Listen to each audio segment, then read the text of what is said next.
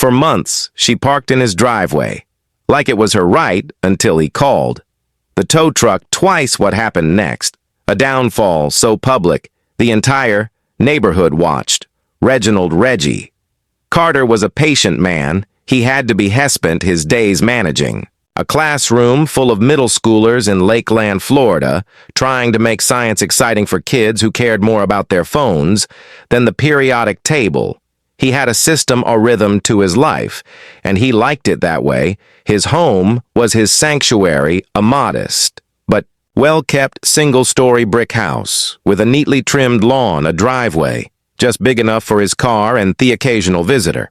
It wasn't much, but it was a place where he could unwind grade papers and watch the game in peace until Beale Vanderholt decided his driveway was hers.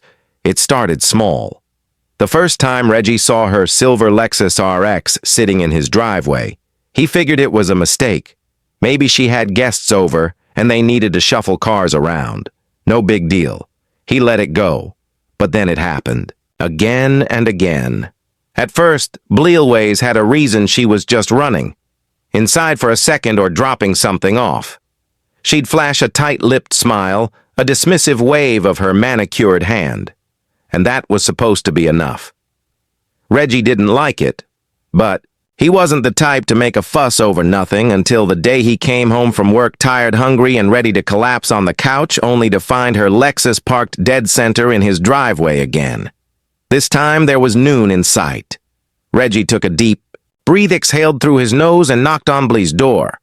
She answered with the kind of expression that made it clear she already knew why he was there. "Reggie, what's wrong?" she asked, feigning surprise, her tone dripping with condescension. Reggie nodded. Toward his driveway, "Your car's in my spot again." Belle blinked, as if the thought had never occurred to her. "Oh, I was just... Well, you know, I had a delivery and the driver needed room to back out." She smiled like that explanation should have ended the conversation. "You don't mind, do you?" "I do, actually." Reggie kept his voice calm. "I need you to stop parking in my driveway," Bull sighed dramatically. "Well, I live right next door, Reggie. It's not like I'm parking on some strange property. You're parking on mine." Beale scoffed. "Rolling here. Yes, are you really that bothered by a car sitting there for a few minutes?" "It's not a few minutes. It keeps happening," Reggie said, crossing his arms, "and I need it to stop." She let out a sharp laugh. All right. No need to get all worked. Up, I'll move it." She did that time, but it didn't stop over the next few weeks. The pattern continued. Reggie would come home and find her car exactly where it wouldn't be. If he left a note, it disappeared if he knocked on her door. She suddenly wasn't. Home one evening. After a long day at school, Reggie pulled up to see not just her car in his driveway, but another one. Some shiny black BMW that definitely didn't belong to him enough. Was enough. Reggie parked on the street, grabbed his phone, and snapped a picture. Then he knocked on B's door harder this time. She opened it with zero urgency, her face a mask of mild annoyance. "Reggie," she said, dragging out his name like he was inconveniencing her. "Whose car is that?" he asked, pointing toward his driveway. "Oh, that's my friend's," she said, breezily. "We were having a little get-together and, well, you weren't home. Thought it wouldn't matter. It does matter." Reggie said, his patience thinning. "This isn't a parking lot. Blah. This is my home." She folded her arms, tilting her head like he was the unreasonable one. "Well, you should have said something earlier. I would have moved it." Reggie clenched his jaw, inhaling slowly. "I am saying something right now. Move." The Carberly rolled her eyes, but finally stepped inside to call. Her friend Reggie waited 10 minutes, 15, at 20 minutes, he was done waiting. He walked back to his own house, sat on his couch, and started looking up the number for the local towing company. But this was just the beginning. Reggie wasn't the type to stir up drama. He lived his life, quietly minded his business, and gave people the benefit of the doubt. But Bally Vanderholt had officially crossed the line. The next morning he left early for work, but not before calling the HOA. He didn't expect. Much HOAs were notorious for siding with the people who had the most influence and blow. She was practically royalty on the board, but he figured it was worth a shot. The response was exactly what he expected. "Sir, unless there is physical damage to your property, we really don't get involved in neighbor disputes," the bored-sounding woman on the other end said. "Have you tried speaking with her, Reggie?" Sighed, "That's all I've been doing." "Well, we can send a courtesy email.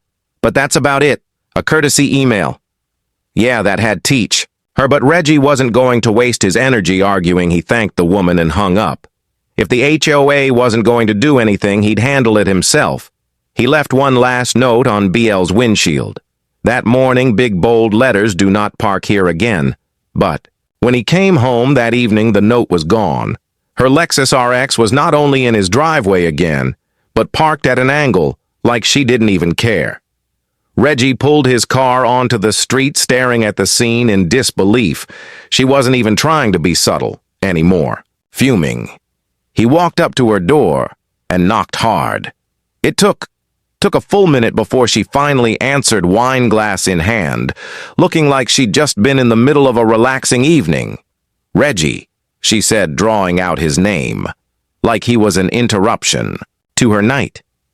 "I need you to move your car." She took a slow sip of wine before responding. "Oh, yeah, about that. I meant to text you, but I figured you wouldn't mind, since you always park on the street anyway." Reggie's fingers flexed at his sides. He forced himself to stay calm. "I do mind. This is my prop."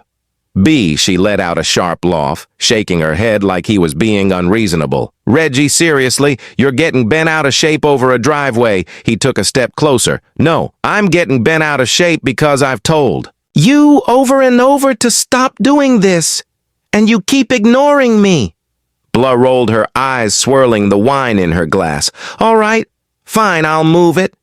Reggie exhaled, willing himself to let it go. He turned to head back to his house, and then muttered something under her breath, not loud enough for him to catch every word, but just enough for him to catch the tone. He turned back. "What did you just say?" She gave him an innocent look. "Nothing." "No, you said something." BL smirked. "I just don't get why some people are so uptight about the smallest things." There it was, that smug, passive-aggressive entitlement that made his blood boil. Reggie didn't say anything, else he just walked back to his house, pulled out his phone and saved the number for the towing company. That night, as he sat on his couch, grading papers, his mind kept replaying that conversation, the dismissiveness, the arrogance, the sheer audacity. She wasn't going to stop, and Reggie was done playing nice, but Blee had no idea what was coming next. The next time Billy parked in his driveway, Reggie didn't knock. He didn't leave a note. He didn't call. He called the tow truck. Instead, it was a Friday evening, and he had just pulled up after a long week at school. He was exhausted, but the sight of her Lexus RX sitting in his driveway, like it belonged there, that gave him a second wind. This time, he didn't hesitate. He parked his own car down the street, dialed the towing company, and gave them own simple instruction. "I need this car gone." The tow truck arrived in less than 20 minutes. It was almost poetic how quickly it happened. The driver hopped out, assessed the situation, and simply nodded. "She's parked in your driveway?" "Yep." Reggie confirmed, got proof of ownership. Reggie pulled out his property deed. He'd come prepared. "All right," the driver said. "Laton, hook her up within minutes." Bull's luxury SUV was lifted off the ground, wheels locked in place. Reggie crossed, his arms watching with satisfaction as the truck pulled out of the driveway, her car disappearing down the street. He had no idea what kind of reaction to expect. Would she show up at his door screaming, call the cops, pretend like she had no idea what happened? Turns out he didn't have to wait long to find out. About an hour later, just as he was settling in for the night, bam, bam, bam. His front door shook from the force of Blythe's fists pounding against it. Reggie didn't rush. He took his time, standing up, stretching, his arms making her wait. Then he opened the door. Belly stood there in flip-flops and silk pajama pants, looking absolutely livid. Her phone was clutched in her hand, her perfectly styled blonde bob slightly out of place. "Where is my car?" she snapped. Reggie tilted his head. "Oh, you mean Theon, that was illegally parked in my driveway?" Her nostrils flared. "Don't Play games with me, Reggie. Where is my car? He shrugged casually, Toad. She stared at him with falling open in pure disbelief. You did what you heard me, Reggie said. You wouldn't stop parking in my driveway, so I had it removed, simple as that. Blow let out. A sharp, hysterical laugh. Oh, you are going to pay for this. Do you know who? I'm on the HOA board. I have connections, Reggie. He gave her a slow blink. Good for you, your car's at Sunshine. Towing off Orange Blossom Trail, have a good night, and with that he shut the door, but Bali wasn't done. She stood outside his house for a full 10 minutes, ranting and raving, switching between outrage and thinly veiled threats. She even tried calling the cops, but when the officers arrived, they barely gave her the time of day. You had her car towed from your own property, the officer asked. Reggie? Yep, he confirmed, handing over his deed. The officer glanced at the document, then turned back to Belle, ma'am. He's within his rights. If you want your car back, you'll need to pay the impound fee. The way Beal's face turned red. Reggie would have paid good money to frame that moment, but something told him this wasn't over, and he was right. Reggie thought that after getting her car towed, Bull would finally get the message. She didn't. If anything, she doubled down. It started small, little passive-aggressive digs that were more annoying than anything else. First, she left a note on his door, written in bright red marker, ASIF. She thought she was making some kind of legal statement. This is a community. We should all be more considerate of our neighbors. Reggie tossed it straight in the trash. Then came the HOA complaints. A letter arrived in his mailbox a few days later, claiming his front porch plants were in violation of community aesthetics. Reggie laughed out loud. The same potted ferns that had been there for the past 2 years were suddenly a problem. Then another letter, his garbage bins were left out too long, and another. His mailbox paint was fading by the 4th letter. Reggie wasn't even mad. He was impressed she was putting in real effort. But the worst part, she started calling security on him one evening. Reggie was watering his lawn when a white security SUV pulled up, lights flashing. A tall, middle-aged officer stepped out, adjusting his belt like he had something important to do. You live here, sir? asked Reggie, frowned. Yeah, why? The officer cleared his throat. We received a call about some, suspicious activity. Reggie let out a slow breath. Suspicious, that word again. He turned his head, and sure enough, there she was, Bly Vanderholt, standing on her porch, arms crossed, pretending to be oblivious. Reggie gave the officer a dry look. So watering my lawn is suspicious now. The officer had the decency to look. Uncomfortable look, sir. I save it. Reggie cut him off. I already know who called. Tell her to find a new hobby. The officer sighed, nodded, and walked back to his car and BL. She smiled. Like she had won, Reggie wasn't having it. He marched straight up to her porch. She blinked, feigning innocence. Oh, everything okay, Reggie. I saw security here, Hope. Nothing serious happened. He folded his arms, you know, damn well why they were. Here, BLLE, gasped Reggie. No need to be rude. I was just concerned. We have a duty to watch out for our neighborhood, don't we? He stared at her. She wanted a reaction. She wanted him to lose his temper, to give her something she could use against him. So he did the one thing she didn't expect. He smirked, calm, controlled, amused. I'm done playing games, Bull. His voice was low, steady. I gave you more chances than you deserved, but you keep pushing.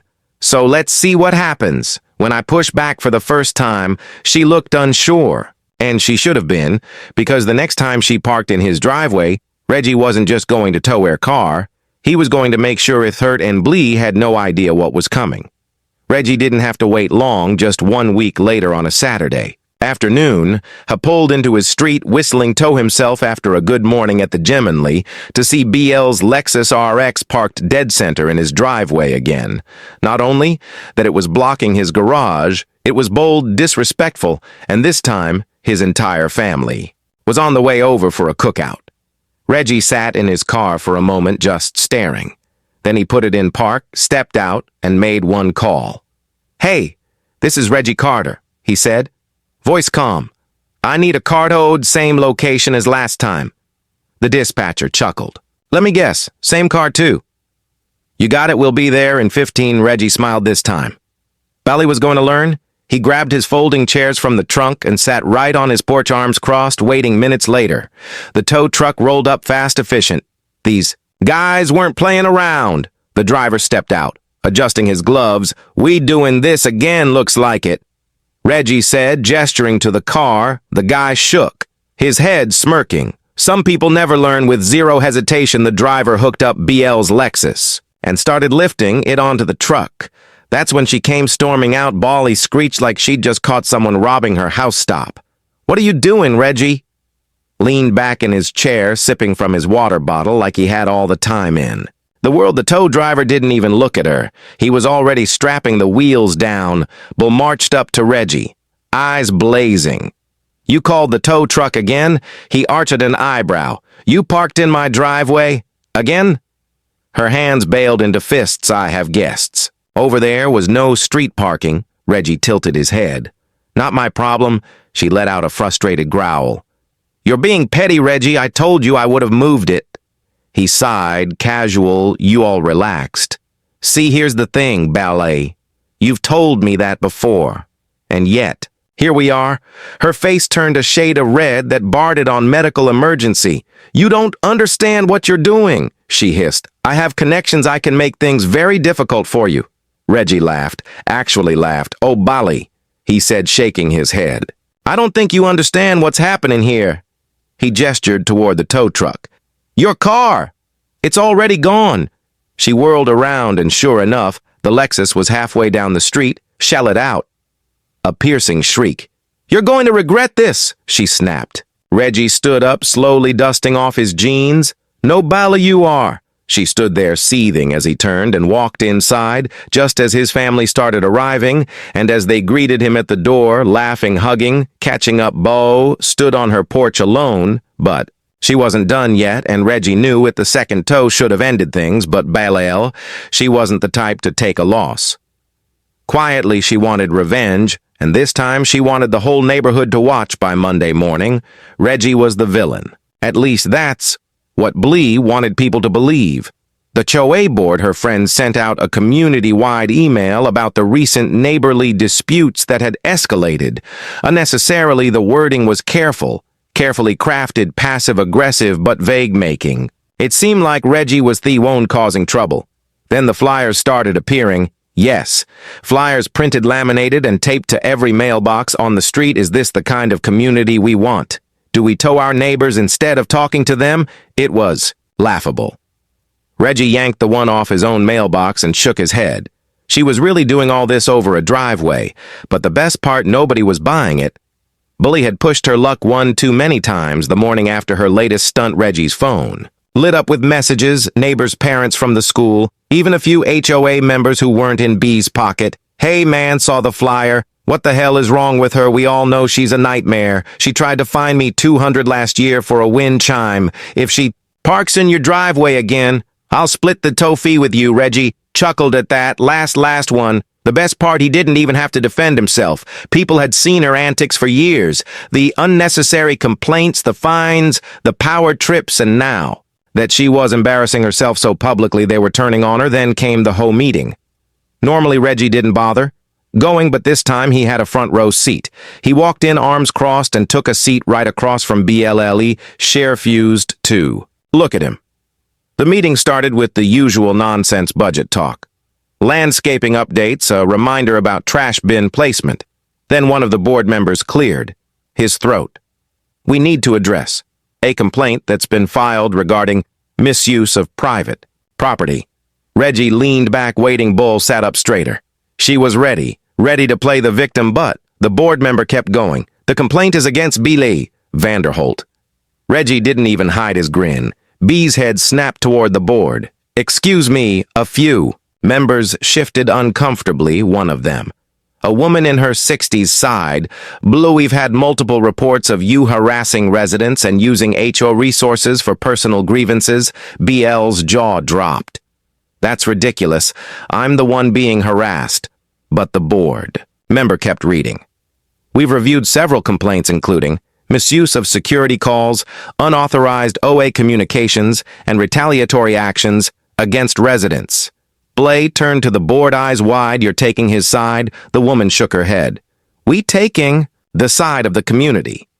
BL opened her mouth, but she had nothing to say. She looked around the room, searching for support, but found none. She wasn't in control anymore, and for the first time, she knew it. But Reggie wasn't done watching her fall. Blee was losing control, and she knew it. For years she'd ruled over the neighborhood like a self-appointed queen, using the HOA to bend the rules to her will. But now her influence was slipping through her fingers, and she was desperate to grab onto anything to get it back. That's when she made her final mistake 2 days. After the HOA meeting, Reggie was pulling into his driveway when he noticed something strange. His trash cans were missing, not tipped over, not moved to the side, just gone on. He stepped out of his car, scanning the street, and then he saw them behind BL's house, stacked neatly, like she had taken them on purpose. Reggie laughed out loud. This woman had tried emails, flyers, security calls, and HOA fines, and now she had resorted to stealing trash cans. It was pathetic, but Reggie wasn't going to let it slide. He pulled out his phone, snapped a few clear photos, then calmly walked up to her. Front door, knock, knock. No answer. Reggie knocked again. Harder after a long pause, the door cracked open. And there she was. Bali looked different. No smug expression, no fake smile. Just tired, like she already knew she had lost. Reggie held up his phone. You want to tell me why my trash cans are in your backyard? She crossed her arms. I don't know what you're talking about. Reggie let out a loud chuckle. BL, I have pictures. Let's not do this. She stared at him, silent. You've lost, he said simply. You can't find me. You can't call security. The HOA isn't backing you, and now you're out here stealing trash cans like a crazy person. BL's eyes flashed with something sharp, but she didn't speak. Reggie took a step. Closer, calm, steady, unbothered. You've spent months trying to make my life hell. But now he gestured to her quiet, dark house. Seems like you're the one who's miserable. She swallowed, hard. Her lips pressing together, then, without another word, she shut the door. Reggie smiled. That was the smartest thing she'd done all year. But there was still one last piece of justice left the next morning. Reggie filed an official complaint with the HOA, this time against BL. The evidence was stacked against her: harassment reports from multiple neighbors, false security calls, unauthorized HOA communications, and now theft by the end of the week. The board had no choice but to take action. BL Vanderholt was removed from the HOA board, her power gone, her control over. And the best part, she never parked in Reggie's driveway again, because some people only learn when they have everything taken away. Bali never spoke to Reggie again. Not a single word, no glares, no smug little smirks, no passive-aggressive complaints about his plants or his trash cans. She avoided him completely, and honestly, that was the best outcome he could have asked. For the first time in months, Reggie could pull into his driveway without hesitation, no cars blocking his way, no notes left on his door, no ridiculous HOA fines, just peace. But the neighborhood wasn't done talking. BL's downfall had become local legend. The woman who once ruled over the HOA with an iron fist had been kicked out of her own kingdom. People who had never spoken up before suddenly found their voices. She fined me $75 for leaving my bike on my porch once. She called security on my nephew because he was wearing a hoodie. I've lived here for 10 years, and I've never seen her actually help anyone. Reggie realized something: she had been a problem long before she came after him. He just happened to be the first one who fought back, and when he did, the whole community followed. But karma wasn't done with Belay yet. A few months later, a for sale sign popped up in her yard. She was moving some, said it was because she was embarrassed. Others whispered that she had too many enemies now to feel comfortable staying. Reggie didn't care. Why, when the moving trucks finally pulled away, he stepped onto his porch, took a deep breath and let it all sink in. The fight was over, and he had won the lesson. Some people think they can push others around forever. They think they can get away with being selfish, manipulative, and downright cruel because no one has ever held them accountable, but eventually they mess with the wrong person, And when that person stands up, the whole world watches them fall. If you enjoyed this story, don't forget to subscribe. There's always more where that came from.